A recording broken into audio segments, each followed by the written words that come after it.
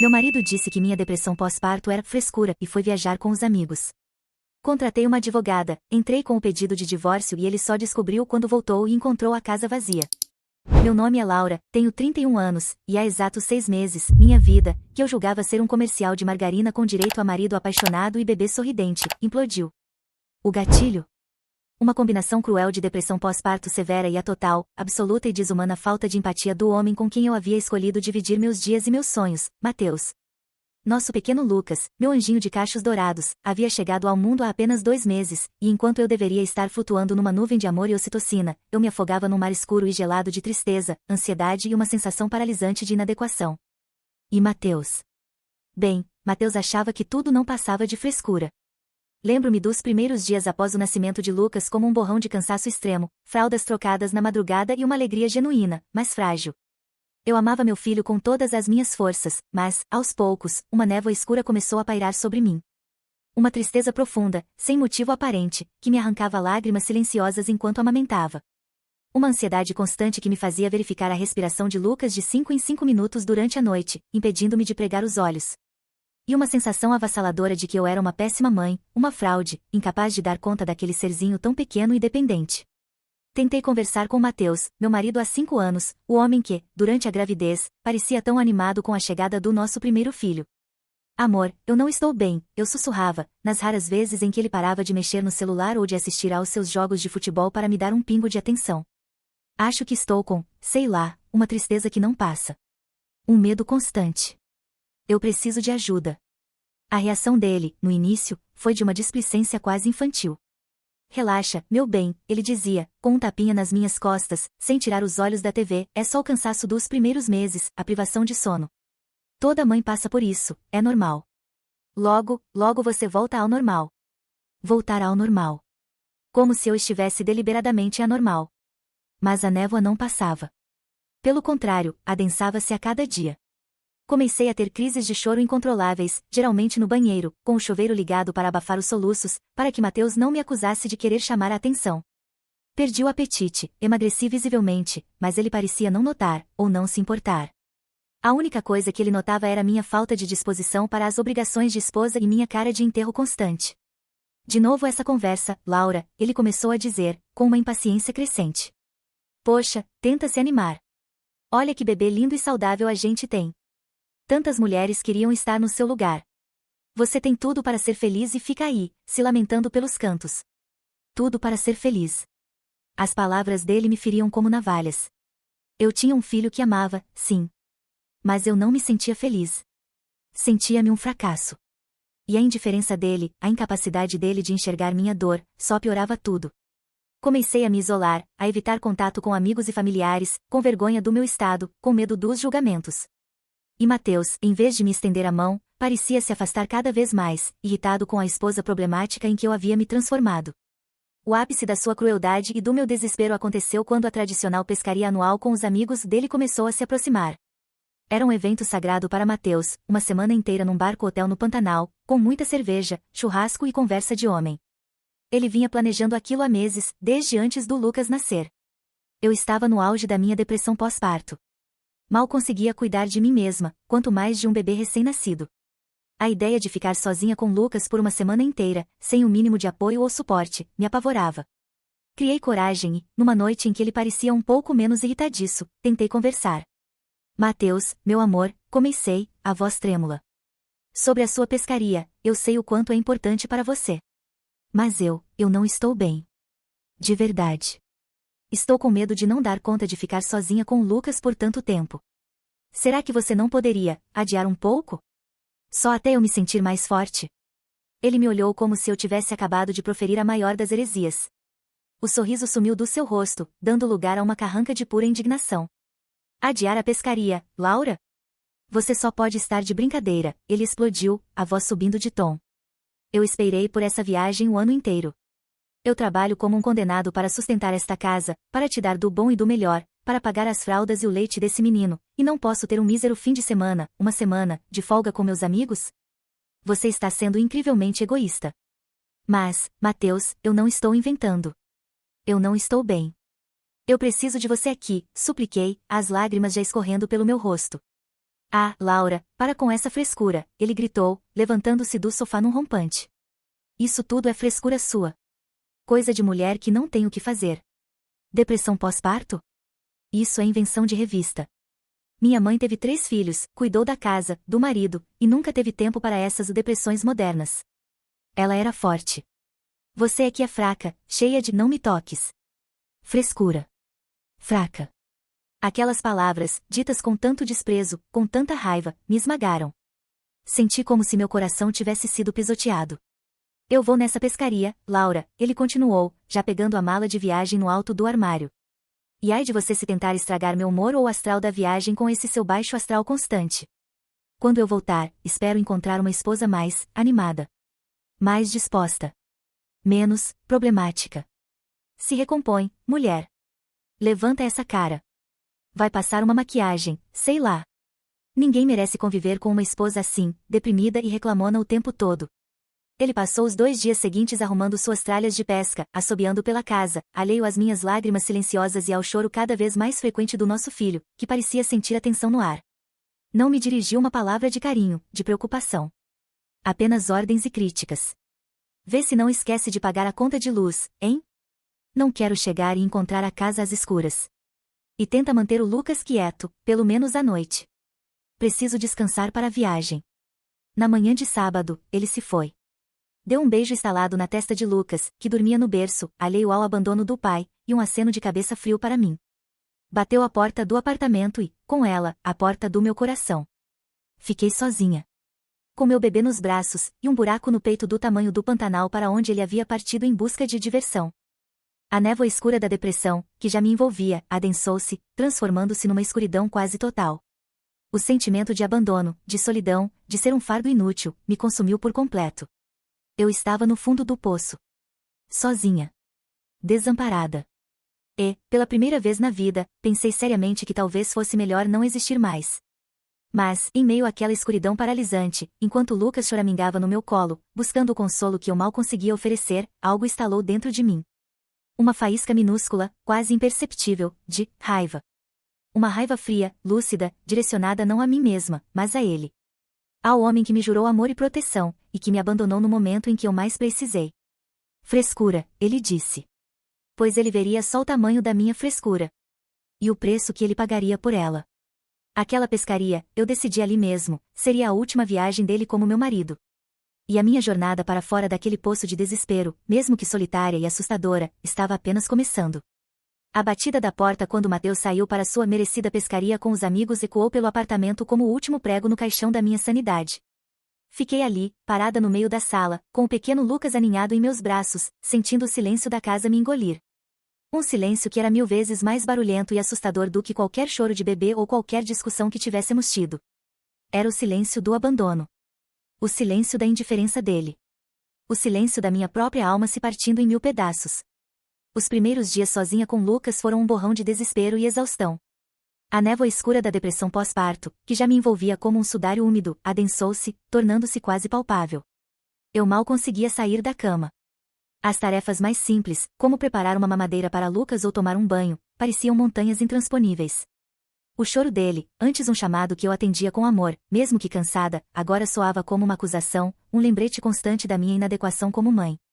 Você não consegue nem acalmar seu próprio filho, uma voz cruel sussurrava na minha cabeça, uma voz que soava perigosamente como a de Mateus. Você é um fracasso. As noites eram as piores. Lucas, sentindo minha angústia, ficava agitado, trocava o dia pela noite. E eu, virada na cama, olhava para o teto escuro do quarto, as lágrimas escorrendo silenciosamente pelo meu rosto, uma torrente de pensamentos sombrios me invadindo. Medo. Solidão. Culpa. Um sentimento avassalador de que eu não era boa o suficiente, de que eu havia estragado tudo, de que meu filho merecia uma mãe melhor, uma mãe normal, uma mãe que não chorasse escondido no banheiro. Mateus? Ah, Mateus ligou 1 ou 2 vezes. Do barco-hotel no Pantanal, o som das risadas dos amigos dele e do tilintar de copos ao fundo. E aí, meu amor? Tudo sob controle por aí? Ele perguntava, a voz animada, despreocupada. Não muito, Mateus, eu tentava dizer, a voz embargada. O Lucas está muito chorão, eu não estou conseguindo dormir, estou me sentindo Ah, Laura, para de se lamentar e aproveita para descansar enquanto o moleque dorme, ele me cortava, impaciente. Aqui a pescaria está ótima. Tirei um dourado de 10 quilos hoje. Pena que você não está aqui para ver, ou melhor, para cozinhar, e ria da própria piada infame. Nenhuma pergunta sobre como eu estava me sentindo de verdade. Nenhum interesse genuíno. Apenas a pressa de desligar e voltar para a sua diversão merecida. Aquelas ligações, em vez de me trazerem algum consolo, apenas aprofundavam a minha sensação de abandono e solidão. Ele estava em outro mundo, um mundo onde a minha dor, a minha frescura, não tinha espaço. No terceiro dia da sua ausência, atingi o fundo do poço. Lucas teve uma crise de cólica que durou horas. Eu ninava, cantava cantigas de ninar desafinadas, andava de um lado para o outro no apartamento escuro, a conta de luz, claro, continuava cortada, e eu não tive ânimo nem forças para tentar resolver, mas nada parecia acalmá-lo. E eu, no meu desespero, comecei a chorar junto com ele. Um choro compulsivo, gutural, de quem perdeu todas as esperanças. Sentei no chão frio da sala, com meu filho soluçando no meu colo, e me senti a pessoa mais sozinha e fracassada do universo. Olhei para o meu reflexo no vidro escuro da janela da varanda. Vi uma mulher que eu mal reconhecia, magra demais, os cabelos sujos e desgrenhados, olheiras profundas que davam ao meu rosto uma aparência fantasmagórica, os olhos vermelhos e inchados de tanto chorar. A imagem da Laura alegre e cheia de vida que um dia eu fui havia se esvaído, dando lugar àquele espectro de tristeza e desesperança. Frescura, a voz de Mateus ecoou na minha cabeça. Fraca. E então, no meio daquela escuridão, daquele abismo de autoaversão, algo aconteceu. Lucas, em meio aos seus soluços, esticou sua mãozinha minúscula e tocou meu rosto molhado de lágrimas. Seus olhinhos, ainda cheios d'água, me encararam com uma intensidade, uma pureza, uma dependência tão profundas, que algo em mim estalou. Ele precisava de mim. Não daquela Laura destruída e chorosa. Mas de uma Laura forte, uma Laura que pudesse protegê-lo, que pudesse lutar por ele. E, para lutar por ele, eu precisava primeiro lutar por mim. A raiva, aquela faísca minúscula que havia se acendido quando Mateus bateu a porta, voltou com força total. Mas não era uma raiva cega, autodestrutiva. Era uma raiva fria, lúcida, direcionada. Raiva de Mateus, pela sua crueldade, pela sua indiferença, pelo seu abandono. Raiva daquela situação humilhante.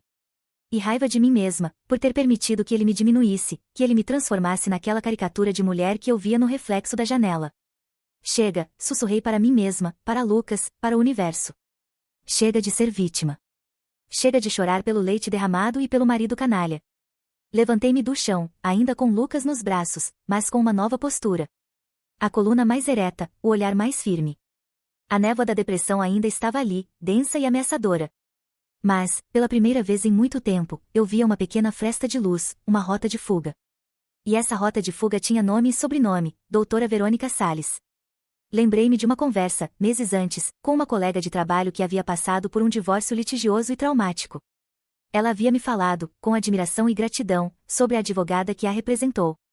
A doutora Verônica é uma leoa, Laura. Não tem medo de homem canalha, não tem medo de briga feia. Ela luta pelos direitos da gente como se fossem os dela. Se um dia você precisar, Deus te livre, mas nunca se sabe, procura por ela. É a melhor da cidade. Na época, eu sorri e disse que Deus me livre mesmo, certa da solidez do meu casamento com o marido perfeito Mateus. Que ironia. Com Lucas finalmente adormecido em meu colo, exausto pelo choro e pela cólica, caminhei até o pequeno escritório que Mateus usava para seus projetos importantes que nunca saíam do papel. Liguei o notebook, usando a bateria que ainda restava. Ignorei as dezenas de e-mails de trabalho dele, as abas abertas em sites de pesca e de apostas esportivas. Fui direto ao Google. Doutora Verônica Salles, advogada de família, nome da nossa cidade. O nome dela surgiu em primeiro lugar. Um site elegante, profissional, com depoimentos de clientes satisfeitas e uma lista impressionante de casos vencidos. Senti um arrepio de esperança. Hesitei por um instante. O medo do desconhecido, da batalha legal que se seguiria, da reação de Mateus quando descobrisse, tudo isso me paralisou por alguns segundos. Mas a imagem do meu reflexo no vidro da janela, daquela mulher destruída que eu não queria mais ser, e o rostinho adormecido de Lucas, tão pequeno e tão dependente de mim, me deram a coragem que eu precisava. Peguei meu celular, que eu havia conseguido carregar um pouco usando o notebook, e disquei o número do escritório da doutora Verônica. A voz do outro lado da linha era calma, profissional. Expliquei, de forma sucinta e sem entrar em detalhes íntimos demais, que eu estava passando por uma situação familiar extremamente delicada, que envolvia um bebê recém-nascido e a necessidade urgente de orientação jurídica para um divórcio. Enfatizei a palavra urgente.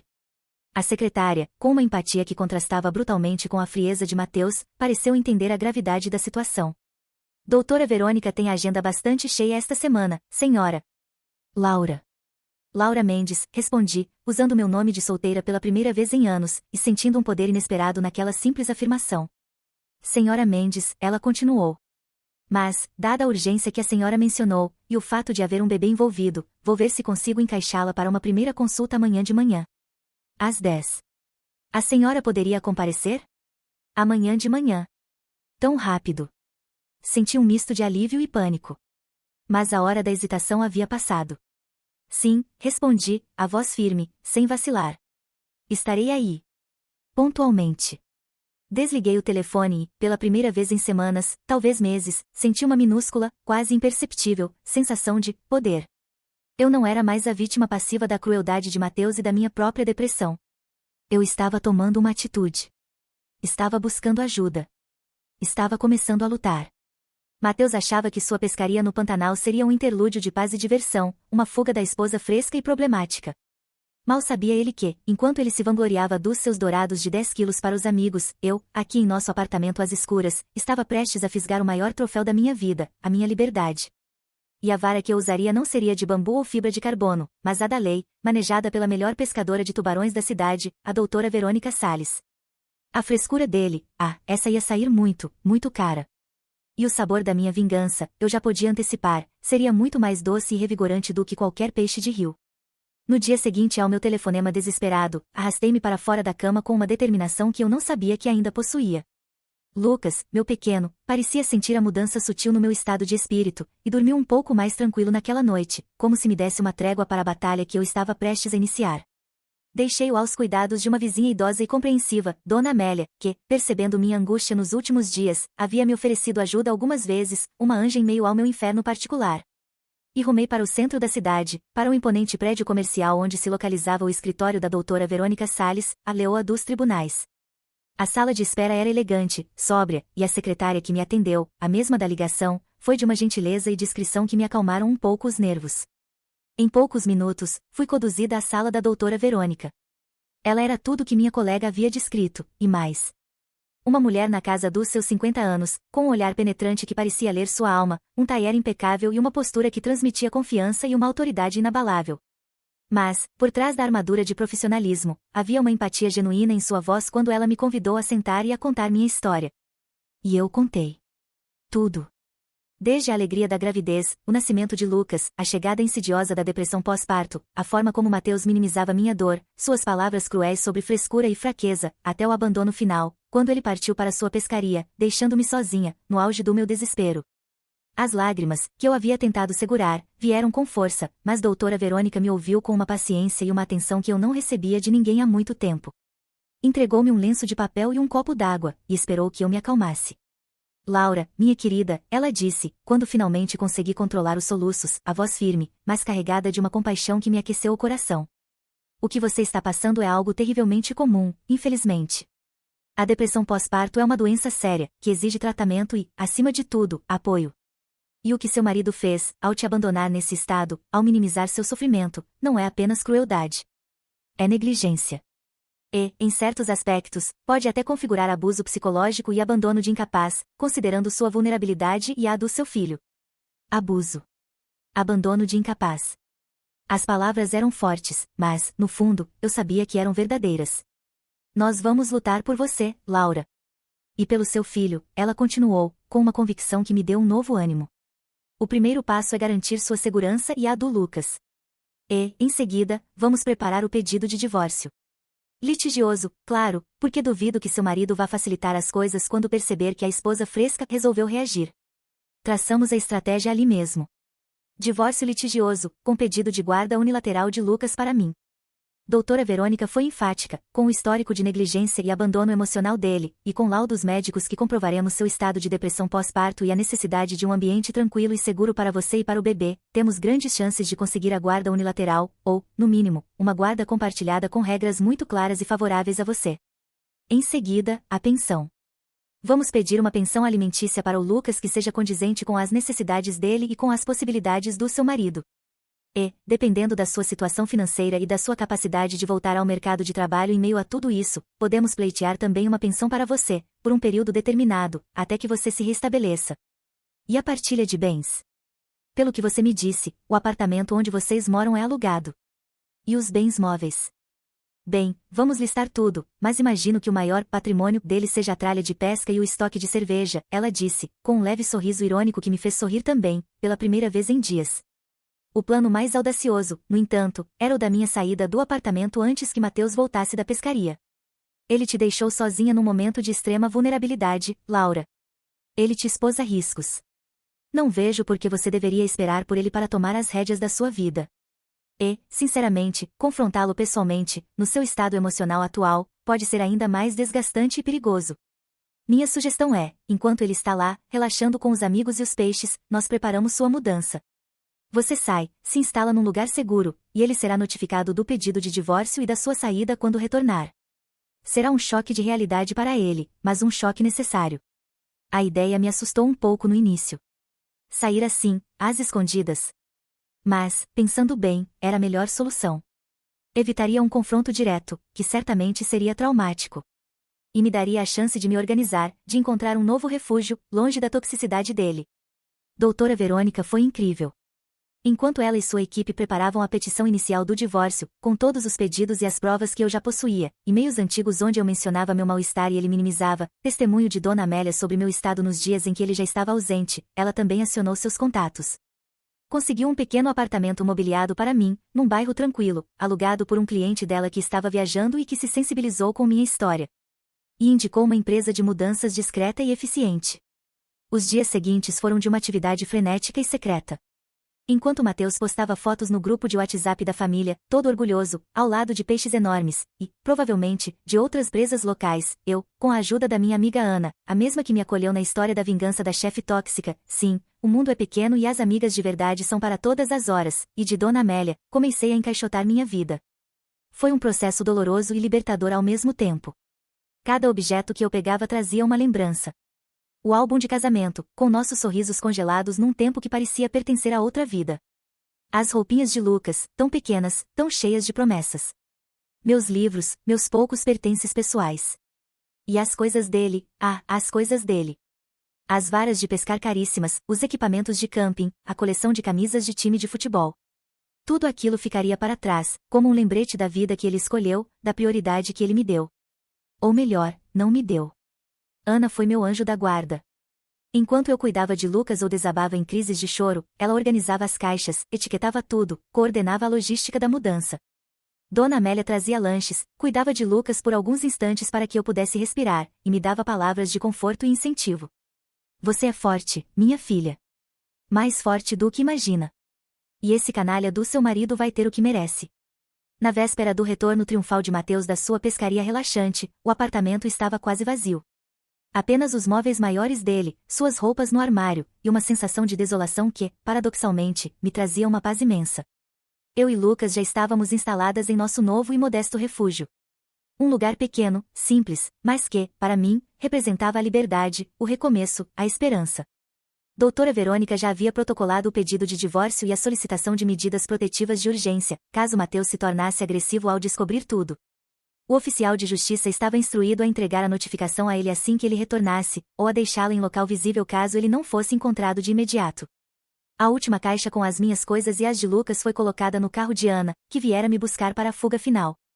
Olhei uma última vez para aquele apartamento que um dia chamei de lar, e que se tornou o palco do meu maior sofrimento e, agora, da minha maior virada. Sobre a mesa de centro da sala, onde antes ele largava suas tralhas de pesca e suas latas de cerveja vazias, deixei apenas um envelope pardo, discreto, mas carregado de uma tempestade de consequências legais. Dentro, a cópia da petição inicial do divórcio, com o carimbo do fórum. Amanhã, Mateus voltaria bronzeado, sorridente, provavelmente com muitas histórias de pescador para contar. E encontraria o silêncio. A casa vazia. E a conta do seu abandono, da sua crueldade, da sua frescura em achar que podia me tratar como um lixo. Eu e Lucas já estávamos longe, a caminho de um novo começo, mais incerto, sim, mas infinitamente mais digno. A frescura dele, essa estava apenas começando a feder. E o cheiro, eu tinha certeza, seria insuportável. Para ele. Mateus voltou da sua pescaria revigorante no Pantanal numa tarde ensolarada de sábado, uma semana após ter me abandonado à própria sorte com nosso filho recém-nascido e uma depressão pós-parto que ele teimosamente classificava como frescura.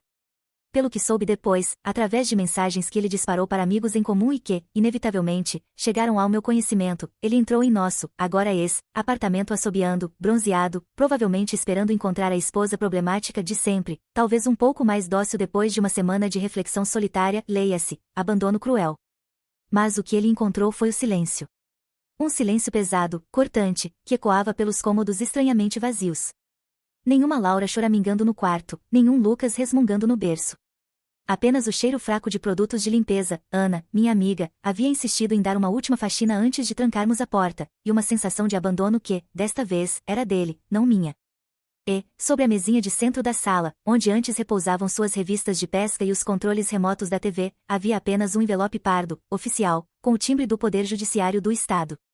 Dentro, a notificação da ação de divórcio litigioso que a doutora Verônica Salles, minha advogada leoa, havia protocolado em meu nome, com pedidos de guarda unilateral de Lucas, uma pensão alimentícia condizente com as necessidades do nosso filho e com as possibilidades, que eu sabia serem boas, apesar da choradeira dele, do pai, e, para arrematar, um pedido de alimentos provisionais para mim, dada minha condição de puérpera com depressão pós-parto severa, agravada pela negligência e abandono dele. A reação de Mateus, pelo que me contaram, foi um misto de choque, incredulidade e uma fúria que fez os vizinhos do andar de baixo pensarem que o prédio estava desabando. Ele tentou me ligar dezenas de vezes. Meu celular, agora com um novo chip e um número que ele desconhecia, permaneceu em silêncio para suas chamadas. As mensagens que ele deixou na minha caixa postal antiga, e que uma amiga me repassou depois, eram um show de horrores. Laura, que porra é essa? Onde você se meteu com o meu filho? Isso é sequestro. Eu vou chamar a polícia. A ironia, considerando que ele era o foragido da justiça na história anterior, não me escapou. Divórcio? Guarda unilateral? Pensão? Você enlouqueceu de vez? Depois de tudo que eu fiz por você? Sua ingrata. E, a minha favorita, você não pode fazer isso comigo. Eu acabei de voltar de uma pescaria estressante. Eu preciso relaxar, não de mais problemas. Volta pra casa agora com Lucas e vamos conversar como gente civilizada, antes que eu perca a cabeça. Gente civilizada. Ele, que me chamou de fresca e me abandonou no auge da minha dor, agora queria civilidade. Patético. Doutora Verônica, com sua calma e experiência, assumiu a linha de frente. Todas as tentativas de contato de Mateus, ou do advogado de porta de cadeia que ele arrumou às pressas, eram direcionadas a ela. E ela foi implacável. Apresentou os laudos médicos que atestavam minha depressão pós-parto, as testemunhas, Dona Amélia, a vizinha que me socorreu, e até mesmo minha mãe, que, finalmente, tomou coragem de depor contra o genro perfeito, e o histórico de negligência e abuso psicológico dele. Mateus tentou contra-atacar. Alegou que eu era uma mãe desequilibrada, que estava alienando o filho. Mas suas acusações caíam por terra diante das evidências da sua própria conduta. A pescaria inadiável enquanto a esposa e o filho recém-nascido precisavam dele foi o prego no caixão da sua credibilidade perante o juiz. O processo de divórcio, que eu temia ser longo e desgastante, resolveu-se de forma surpreendentemente rápida. Diante da robustez das nossas provas e da postura firme da doutora Verônica, Mateus e seu advogado perceberam que não tinham muita margem para manobra.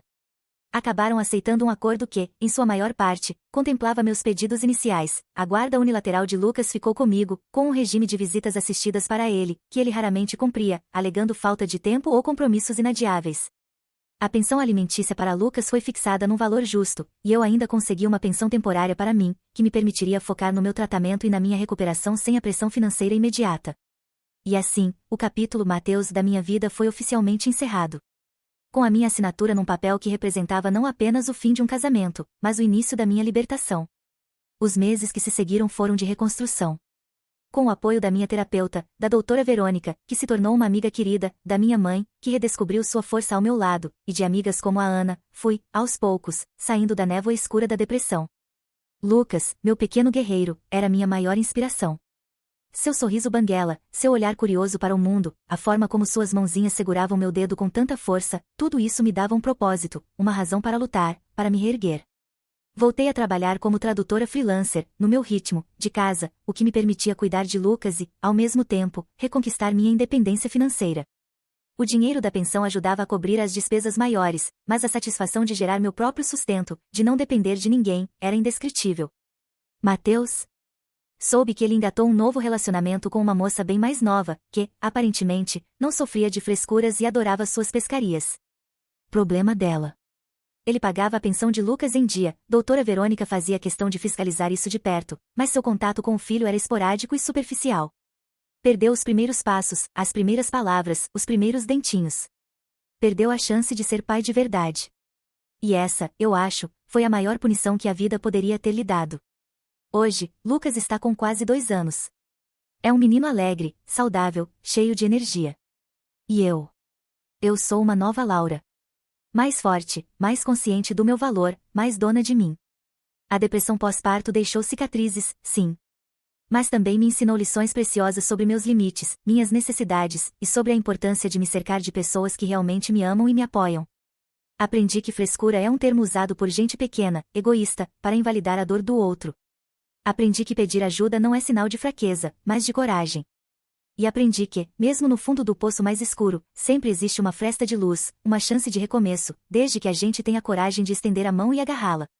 A casa vazia que Mateus encontrou naquele sábado ensolarado foi o símbolo do fim da nossa história. Mas também foi o início da minha. Uma história de superação, de resiliência, de amor próprio. Uma história que eu, agora, escrevo com minhas próprias mãos, nos meus próprios termos. E com um final feliz que não depende de nenhum príncipe encantado, ou pescador bronzeado, para acontecer.